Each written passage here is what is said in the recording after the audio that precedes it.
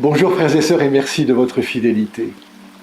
Cette parabole est une fiction donnée pour nous faire réfléchir sur la confiance et la fidélité envers Dieu dans la liberté que le Seigneur nous accorde. Elle nous invite à participer activement à son projet d'amour.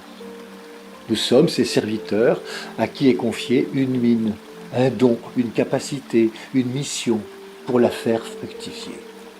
Dans la parabole, tous reçoivent la même somme. Ce geste manifeste la confiance de Dieu envers chacun. Comme le rappelait sainte Thérèse de l'Enfant Jésus, Dieu donne en abondance à la mesure de notre désir. 2 des serviteurs font fructifier le don reçu, mais le 3e choisit l'immobilisme, paralysé par la peur. Sa peur l'empêche de créer, d'agir, de vivre. La parabole nous enseigne que la fécondité spirituelle naît toujours de la confiance reçue et partagée. Notre vie est faite pour porter du fruit, car elle participe au projet créateur et sauveur de Dieu. Jésus a lui-même vécu cette logique du don en associant ses disciples à son œuvre de salut. Il a pris le risque de l'amour, accueillir les exclus, fréquenter les pécheurs, affronter la souffrance et la croix. Son risque n'était pas calculé, mais habité par la fidélité à son Père.